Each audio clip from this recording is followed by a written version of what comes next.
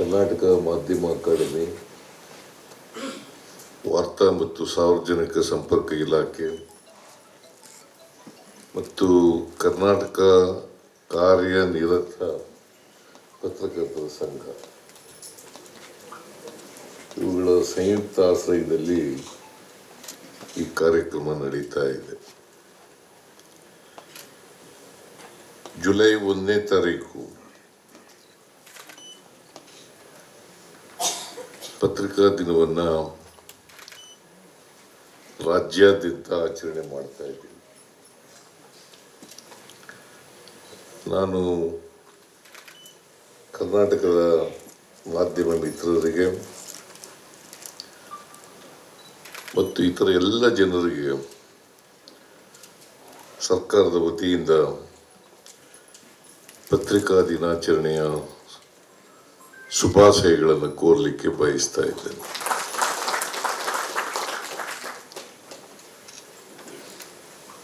ನಾನು ಹೆಚ್ಚು ಮಾತನಾಡಲಿಕ್ಕೆ ಹೋಗಲ್ಲ. ಕಾರಣ ಯಾಕಂತಂದ್ರೆ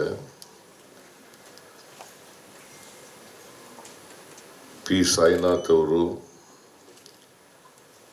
ಮತ್ತು ರೆಹಮತ್ ತರೀಕೆರೆಯವರು ಅನೇಕ ವಿಚಾರಗಳನ್ನು ಪ್ರಸ್ತಾಪ ಮಾಡಿದ್ದಾರೆ. ಮತ್ತು ಅದಕ್ಕಿಂತ ಬಹಳ ಮುಖ್ಯವಾಗಿ ಇವತ್ತು ವಿಷಯ ನಿಜ ಸುದ್ದಿಗಾಗಿ ಸಮರ, ನಿಜ ಸುದ್ದಿಗಾಗಿ ಸಮರ ಬಹಳ ಇವತ್ತಿನ ಪರಿಸ್ಥಿತಿನಲ್ಲಿ ಬಹಳ ಯೋಗ್ಯವಾದಂಥ ಅರ್ಥಪೂರ್ಣವಾದಂಥ ವಿಷಯ ಅಂತೇಳಿ ನಾನು ಭಾವಿಸ್ಕೊಂಡಿದ್ದೇನೆ.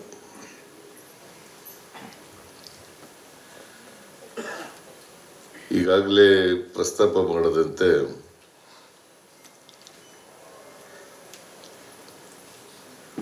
ನೂರ 82 ವರ್ಷಗಳ ಹಿಂದೆ ಮಂಗಳೂರು ಸಮಾಚಾರ ಅಂತೇಳಿ ಪತ್ರಿಕೆ ಪ್ರಾರಂಭ ಆಯಿತು. ಅವತ್ತಿನಿಂದ ಇವತ್ತಿನವರೆಗೆ ಯಾರ್ರೀ ಅವರು?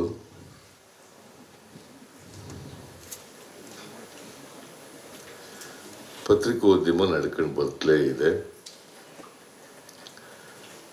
ನಾವು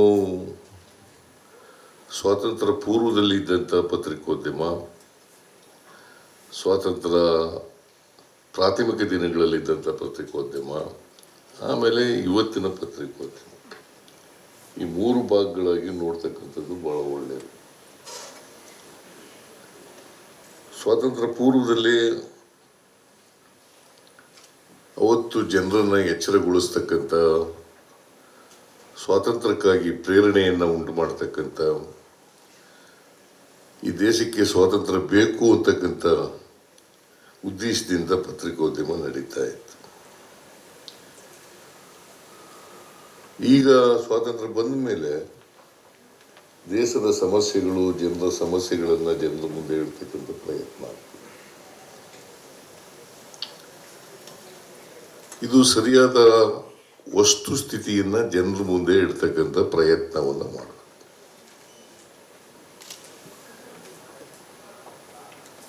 ಯಾವುದೇ ಕಾರಣಕ್ಕೆ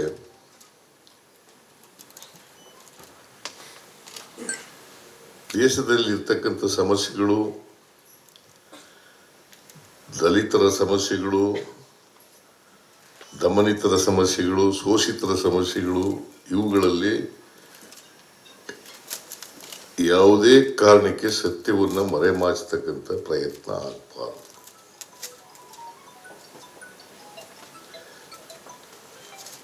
ನಮ್ಮ ಸಂವಿಧಾನ ಬಾಬಾ ಸಾಹೇಬ್ ಅಂಬೇಡ್ಕರ್ ಅವರು ಸಂವಿಧಾನ ರಚನಾ ಸಮಿತಿಯ ಅಧ್ಯಕ್ಷರಾಗಿ ಸಂವಿಧಾನ ಕೊಟ್ಟಿದ್ದಾರೆ.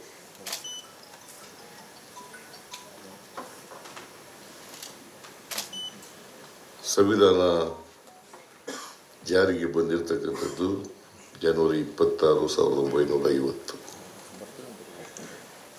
ಅದಕ್ಕಿಂತ ಮುಂಚಿತವಾಗಿ ಬಹಳ ದೀರ್ಘವಾಗಿ ಕಾನ್ಸ್ಟಿಟ್ಯೂಂಟ್ ಅಸೆಂಬ್ಲಿನಲ್ಲಿ ಚರ್ಚೆಯಾಗಿದೆ.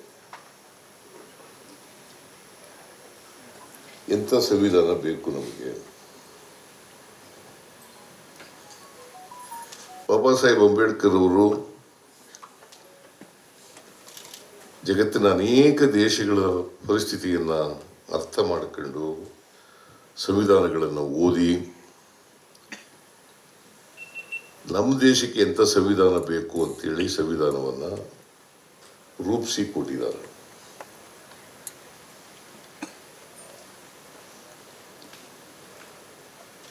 ಅದರಲ್ಲಿ ಬಹಳ ಸ್ಪಷ್ಟವಾಗಿ ಹೇಳಿದ್ದಾರೆ, ಎಲ್ಲ ಜನರಿಗೂ ಕೂಡ ಸಮಾನ ಅವಕಾಶಗಳು ಸಿಗಬೇಕು,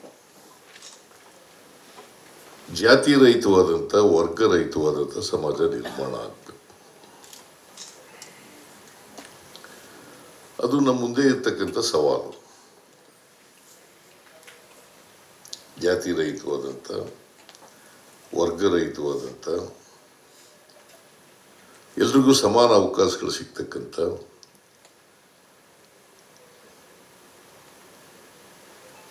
ಒಂದು ಸಮಾಜ ನಿರ್ಮಾಣ ಆಗಬೇಕು. ಈಗಾಗಲೇ ತರೀಕೆರೆಯವರು ಹೇಳಿದಂತೆ ಮಾನವೀಯ ಸಮಾಜ ನಿರ್ಮಾಣ, ಪರಸ್ಪರ ಪ್ರೀತಿಸ್ತಕ್ಕಂಥ, ಯಾವುದೇ ದ್ವೇಷ ಇಲ್ಲದೆ ಇರ್ತಕ್ಕಂಥ ಸಮಾಜ ನಿರ್ಮಾಣ ಆಗುತ್ತೆ. ಇದ್ರ ಬಗ್ಗೆ ಯಾರ್ದು ತಕರಾರಿಲ್ಲ ಅಂತ ನಾನು ಅನ್ಕೊಂಡಿದ್ದೀನಿ. ಆದರೆ ಕೆಲವರು ದ್ವೇಷವನ್ನು ಉಂಟು ಮಾಡತಕ್ಕಂಥ,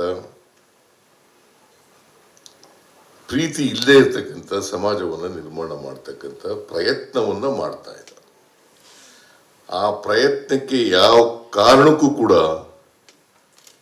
ಸಹಾಯ ಮಾಡ್ತಕ್ಕಂಥ ಪ್ರಯತ್ನವನ್ನು ಮಾಡಬಾರ್ದು.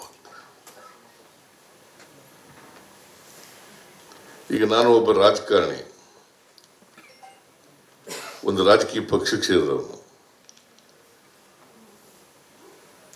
ನಾನು ಮಾತಾಡಿದ್ರೆ ನನ್ನನ್ನು ರಾಜಕೀಯ ಪಕ್ಷದ ಚೌಕಟ್ಟಿನಲ್ಲಿ ನೋಡಕ್ಕೆ ಹೋಗಬಾರ್ದು. ನಾನು ಮಾತಾಡ್ತಾ ಇರ್ತಕ್ಕಂಥದ್ದು ಈ ಸಮಾಜ ಮತ್ತು ಜನರು, ಇದಕ್ಕೆ ಸ್ಪಂದಿಸ್ತಕ್ಕಂಥ ರೀತಿಯಲ್ಲಿ ಮಾತಾಡ್ತಾ ಇದ್ದೀನಾ ಅಲ್ವಾ ಅಂತಕ್ಕಂಥದ್ದನ್ನು ನೋಡ್ಬೇಕಾಗ್ತದೆ. ನಾನು ಒಂದು ಪಕ್ಷದ ಚೌಕಟ್ಟಿನಲ್ಲಿ ನೋಡಕ್ಕೆ ಹೋಗಬಾರ್ದು. ಬಹಳ ಜನ ಪತ್ರಿಕೆಯವರು, ಮಾಧ್ಯಮದವರು ಒಂದು ಸಾರಿ ಇದನ್ನ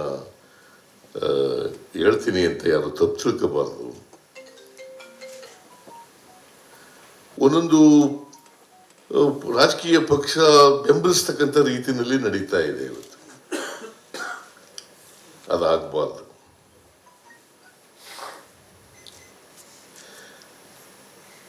ಆಮೇಲೆ ಈ ದೇಶದ ಆಡಳಿತ ಸೂತ್ರವನ್ನು ಹಿಡಿದಿರ್ತಕ್ಕಂಥ ಜನರು ಪರವಾಗಿ ಮಾತನಾಡ್ತಕ್ಕಂಥ ಕೆಲಸ ಆಗಬಾರ್ದು.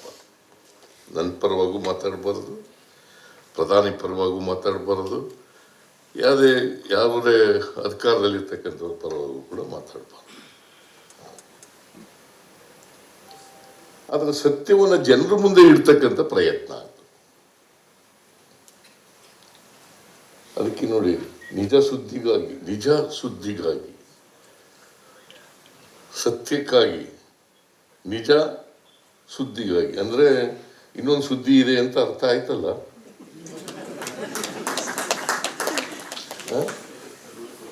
ನಿಜ ಸುದ್ದಿ ಅಂತಂದ್ರೆ ಇನ್ನು ಸುಳ್ಳು ಸುದ್ದಿ ಒಂದು ಇದೇ ಇರ್ತಲ್ಲ.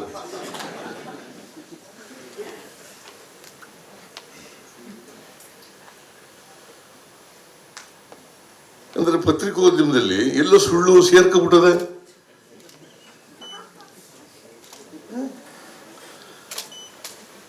ಈಗ ಇವತ್ತು ಸಬ್ಜೆಕ್ಟ್ ಇಟ್ಟಿರೋದಂತದ್ದು ನಿಜ ಸುದ್ದಿಗಾಗಿ ಸಮರ, ಹೋರಾಟ. ಅಂದ್ರೆ ಸುಳ್ಳು ಸುದ್ದಿ ಜಾಸ್ತಿ ಆಗಿರ್ಬೇಕಲ್ಲ. ಈಗ ನಾನು ಮೊನ್ನೆ ಪೊಲೀಸ್ ಕಾನ್ಫರೆನ್ಸ್ ನಲ್ಲಿ ಹೇಳಿದೆ, ಎಲ್ಲ ಅಧಿಕಾರಿಗಳಿಗೆ ಹೇಳಿದೆ, ದ್ವೇಷದ ಭಾಷಣ ಮಾಡೋರು, ಸುಳ್ಳು ಸುದ್ದಿ ಮಾಡ್ತಕ್ಕಂಥವ್ರು, ಆಮೇಲೆ ಎಂತಿದು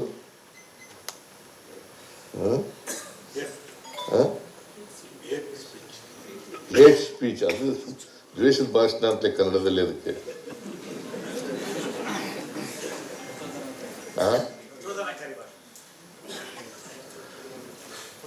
ಅದಕ್ಕೆ ಸುವೋಮೋಟೋ ಕೇಸ್ ರಿಜಿಸ್ಟರ್ ಮಾಡ್ಕೊಳ್ರಿ ಅಂತ ಹೇಳಿದೆ ಅಲ್ಲ ಪೊಲೀಸ್ನವ್ರಿಗೆ. ಕಂಪ್ಲೇಂಟ್ ಕೊಡ್ಬೇಕಾದ ಅಗತ್ಯ ಇಲ್ಲ.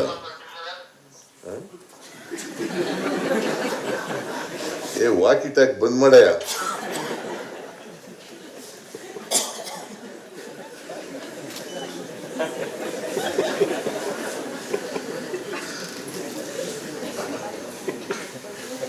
ನೋಡು, ನಾವು ಬಹಳ ಗಂಭೀರವಾಗಿ ಚರ್ಚೆ ಮಾಡುವಾಗ ಅವನು ವಾಕಿ ಟಾಕಿ ಯಾಕೆ ಕೂತ್ಕೊಂಡು ಆಚೆಗೆ ಹೋಗಿ ಮಾತಾಡಬೇಡ ಅಂತಲೂ ಹೇಳಕ್ಕಾಗಲ್ಲ. ಹೊರಗೆ ಹೊರಗಡೆ ಹೋಗಿ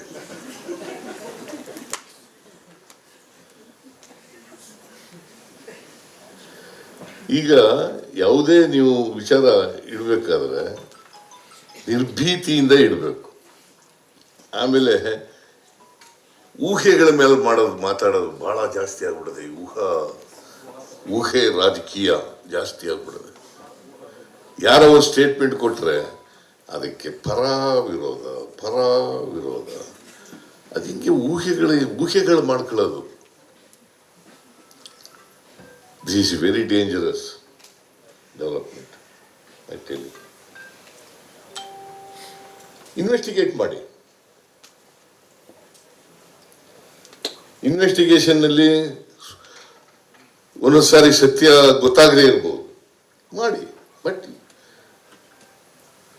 ಸೀರಿಯಸ್ ಆಗಿ ನೀವು ಅಟೆಂಪ್ಟ್ ಮಾಡಿದ್ದೀರಿ ಅಂತ ಆಗತ್ತೆ. ಅದು ಊಹೆನೂ ಸತ್ಯನೂ ಪತ್ತೆ ಹಚ್ಚಕ್ಕೆ ಹೋಗಲ್ಲ, ಇನ್ವೆಸ್ಟಿಗೇಷನೂ ಮಾಡೋಕ್ಕಾಗಲ್ಲ. ಆಮೇಲೆ ಸುಮ್ಮನೆ ಸುದ್ದಿಗಳನ್ನು ಬಿಟ್ಬಿಡೋದು. ಏನೇ ಸುಳ್ಳು ಸುದ್ದಿ ಮಾಡ್ತಾ ಇದ್ದೀನಿ ಅಂತ ಆಮೇಲೆ ಬದಲಾಯಿಸ್ಬಿಡೋದು. ಯಾವ ಥರ ಜರ್ನಲಿಸಮ್ ಇದು? ಇದಕ್ಕೆಂತ ಮೀಡಿಯಾ ಅಂತ ಕರಿಬೇಕು. ಇದಕ್ಕೆ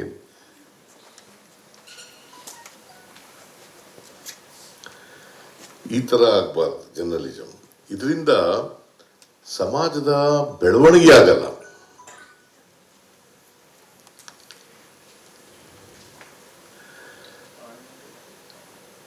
ನಿಮ್ಗೆ ಉಪಯೋಗ ಆಗ್ಬೋದು, ಬಟ್ ಸಮಾಜದ ಬೆಳವಣಿಗೆ ಆಗಬೇಕಲ್ಲ. ನಾವೆಲ್ಲ ಯಾಕಿರೋದು? ಸಮಾಜಕ್ಕೆ ಕೆಲಸ ಮಾಡೋಕ್ಕಲ್ಲ ಇರೋದು. ಮಾಧ್ಯಮ ಯಾಕಿರೋದು? ಸಮಾಜದ ಕೆಲಸ ಮಾಡೋಕ್ಕಲ್ಲ ಇರೋದು. ನಾನು ಯಾವಾಗಲೂ ಕೂಡ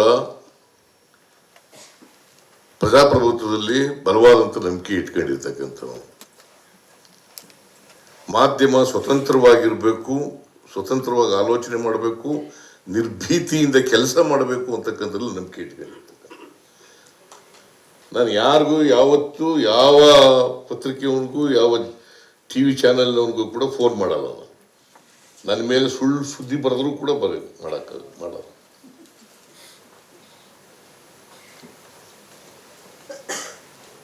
ನೆಹರು ಕೂಡ ಇದನ್ನೇ ಇಟ್ಕೊಂಡಿದ್ರು. ನೆಹರು ಸ್ವತಂತ್ರ ಪೂರ್ವದಲ್ಲಿ, ಸ್ವತಂತ್ರ ಬಂದ ಮೇಲೆ, ಪ್ರಧಾನಿ ಆದ ಮೇಲೆ ಅವರು ಕೂಡ ಇಟ್ಕೊಂಡಿದ್ರು. ಯಾಕಂತಂದ್ರೆ ಪ್ರಜಾಪ್ರಭುತ್ವ ವ್ಯವಸ್ಥೆಯಲ್ಲಿ ಪತ್ರಿಕಾ ಮಾಧ್ಯಮದ ಸ್ವಾತಂತ್ರ್ಯ ಅತ್ಯಂತ ಅವಶ್ಯ ಅಂತಕ್ಕಂಥ ಮಾತುಗಳನ್ನು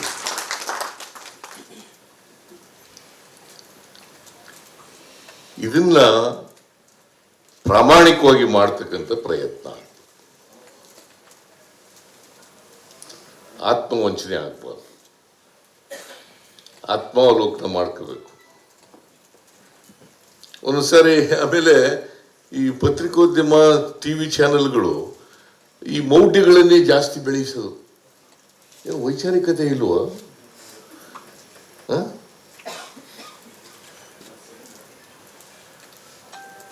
ನನಗೊಂದ್ಸಾರಿ ಆಶ್ಚರ್ಯ ಆಗುತ್ತೆ. ನನ್ನ ಕಾರ್ ಮೇಲೆ ಕಾಗೆ ಕೂಗ್ಬಿಟ್ಟಿತ್ತು.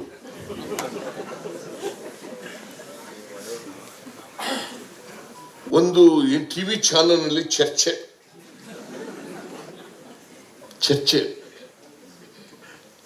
ಏನಪ್ಪ ಅದು ಚರ್ಚೆ ಅಂತಂದ್ರೆ, ಸಿದ್ದರಾಮಯ್ಯ, ನಾನು ಬಜೆಟ್ ಬಹುಶಃ ಜನವರಿ ತಿಂಗಳಿರ್ಬೇಕು ಅನ್ನೋ ಕಾಣಿಸುತ್ತೆ, ಮಾರ್ಚ್ನಲ್ಲಿ ಬಜೆಟ್ ಮಂಡಿಸ್ತಾ ಇದ್ದೆ. ಸಿದ್ದರಾಮಯ್ಯ ಈ ಬಜೆಟ್ ಮಂಡಿಸಲ್ಲ ಅಂತ ಒಂದು ವಾದ. ಆಮೇಲೆ ಒಂದು ವೇಳೆ ಬಜೆಟ್ ಮಂಡಿಸಿದ್ರು ಕೂಡ ಇನ್ನು 3 ತಿಂಗಳಲ್ಲಿ ಅವರು ಸರ್ಕಾರ ಕಳ್ಕೊಂಡ್ಬಿಡ್ತಾರೆ ಅಂತ ಇನ್ನೊಂದು ವಾದ. ಇಬ್ರು ಪುರೋಹಿತರುಗಳು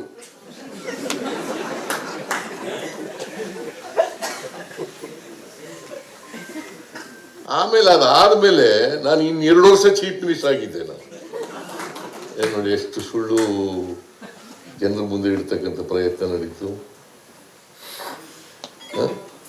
ಇಂಥವೆಲ್ಲ ಮಾಡ್ಬೇಕಾ? ಇದು ಇದನ್ನ ಮಾಧ್ಯಮದವರು ಅಂತ ಮಾಧ್ಯಮ ಸುದ್ದಿ ಅಂತ ಹೇಳಕ್ಕಾಗತ್ತಾ? ಇಂಥ ಸುದ್ದಿಗಳನ್ನೆಲ್ಲ ಪ್ರಕಟ ಮಾಡ್ತಾ ಕೂತ್ಕೊಬಿಡೋದು, ಜನಗಳ ಮುಂದೆ ಇಡ್ತಕ್ಕಂಥ ಪ್ರಯತ್ನ ಮಾಡೋದು. ಜನಗಳೆಲ್ಲ ಗೊಂದಲದ ಸಿಕ್ಕಾಕೊಂಡ್ಬಿಡ್ತಾರೆ. ಇವ್ರು ಹೇಳೋದು ಸರಿನಾ, ನಾವು ತಿಳ್ಕೊಂಡಿರೋದು ಸರಿನಾ, ಅಥವಾ ಸಿದ್ದರಾಮಯ್ಯ ಹೇಳೋದು ಸರಿನಾ, ಇನ್ನೊಬ್ಬ ಸರಿನಾ, ಈ ಗೊಂದಲದ ಸಿಕ್ಕಾಕೊಂಡ್ಬಿಡ್ತಾರೆ. ಅದಕ್ಕೆ ವಸ್ತುನಿಷ್ಠವಾಗಿ ವಿಚಾರಗಳನ್ನ ಜನರ ಮುಂದೆ ಇಡ್ತಕ್ಕಂಥ ಪ್ರಯತ್ನವನ್ನು ಮಾಡೋಣ.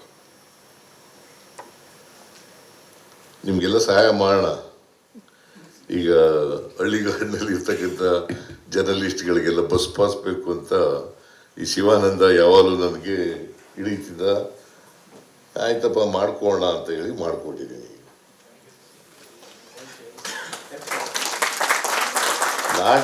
ನನ್ನ ಪರ್ವ ಬರೀರಿ ಅಂತಲೆಲ್ಲ ಮಾಡಿಕೊಟ್ಟಿರೋದು, ನಮ್ಮ ಸರ್ಕಾರದ ಪರ್ವ ಬರೀರಿ ಅಂತಲೆಲ್ಲ. ಪಾಪ ಗ್ರಾಮೀಣ ಪ್ರದೇಶದಲ್ಲಿ ಇರ್ತಕ್ಕಂಥ ಪತ್ರಕರ್ತರು ಕಷ್ಟದಲ್ಲಿದ್ದಾರೆ. ಅವ್ರಿಗೆಲ್ಲ ಕಷ್ಟ ಆಗ್ತದೆ. ಪಟ್ಟಣಕ್ಕೆ ಜಿಲ್ಲಾ ಕೇಂದ್ರಗಳಿಗೆ ಬರೋದು, ತಾಲೂಕು ಕೇಂದ್ರಗಳಿಗೆ ಬರೋದು ಅಂತೇಳಿ ಮಾಡಿಕೊಟ್ಟಿರೋದು. ಇನ್ನೊಬ್ರದ್ದು ತೇಜೋವಧ ಮಾಡೋಕ್ಕೋಸ್ಕರ ಮಾಡಕ್ ಹೋಗ್ಬಾರ್ದು, ಅಥವಾ ಇನ್ಯಾವುದೋ ಕಾರಣಕ್ಕೋಸ್ಕರ ಮಾಡಕ್ ಹೋಗ್ಬಾರ್ದು. ಅದು ಮಾಡಿದ್ರೆ ಸಮಾಜಕ್ಕೂ ಒಳ್ಳೇದಾಗ್ತದೆ, ಜನರಿಗೂ ಒಳ್ಳೇದಾಗ್ತದೆ, ಮತ್ತೆ ನಿಮ್ಮ ವೃತ್ತಿ ಧರ್ಮ ಎತ್ತಿಡಿದಾಗ ಕೂಡ ಆಗ್ತದೆ. ಅದನ್ನು ಮಾಡಿ ಅಂತ ಹೇಳಲಿಕ್ಕೆ ಬಯಸ್ತಾ ಇದ್ದೇನೆ. ಬಹುಶಃ ನಾನು ಇನ್ನೂ ಹೆಚ್ಚು ಮಾತಾಡಕ್ಕೆ ಹೋಗಲ್ಲ. ಯಾಕಂತಂದ್ರೆ ಬೇರೆ ವಿಚಾರಗಳನ್ನೆಲ್ಲ ಮಾತಾಡಕ್ಕೆ ಹೋದರೆ ನನ್ನನ್ನು ಕಾಂಗ್ರೆಸ್ನ ಸಿದ್ದರಾಮಯ್ಯ ಮುಖ್ಯಮಂತ್ರಿ ಅಂತ ಹೇಳಿ ಬಿಂಬಿಸಕ್ಕೆ ಪ್ರಾರಂಭ ಮಾಡಿಬಿಡ್ತಾರೆ.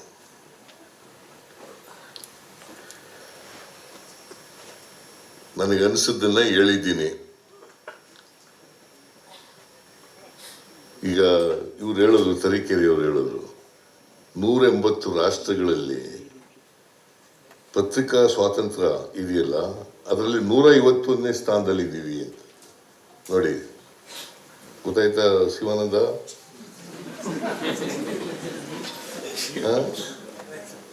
180 ರಾಷ್ಟ್ರಗಳಲ್ಲಿ 151ನೇ ಸ್ಥಾನದಲ್ಲಿ ಇದ್ದೀವಿ ಅಂದಮೇಲೆ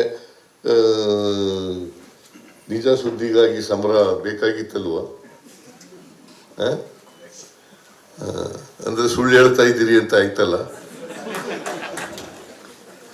ಸುಳ್ಳು ಅಂದ್ರೆ ನೀವು ಹೇಳ್ತಾ ಇದ್ದೀವಿ, ನೀವು ಯಾರು ಹೇಳ್ತಾ ಇಲ್ಲ ನಾನು. ಅದು ಸುಳ್ಳು ಇದೆಯಲ್ಲ, ಅದಕ್ಕೋಸ್ಕರ ನಿಜವಾದ ಸುದ್ದಿಗಾಗಿ ಸಮರ ಅಂತೇಳಿ ಚರ್ಚೆ ನಡೀತಾ ಇರೋದು. So in the interest of the society, in the interest of the people, in the interest of the democracy, ನಾವೆಲ್ಲರೂ ಕೂಡ ಸತ್ಯ ಹೇಳಲಿಕ್ಕೆ ಪ್ರಯತ್ನ ಮಾಡೋಣ, ಜನರಿಗೆ ತಿಳಿಸ್ತಕ್ಕಂಥ ಪ್ರಯತ್ನ ಮಾಡೋಣ. ನಿಮ್ಮೆಲ್ರಿಗೂ ಶುಭವಾಗಲಿ. ನನ್ನ ಮಾತುಗಳನ್ನು ಮುಗಿಸ್ತೇನೆ. ಜೈ ಹಿಂದ್.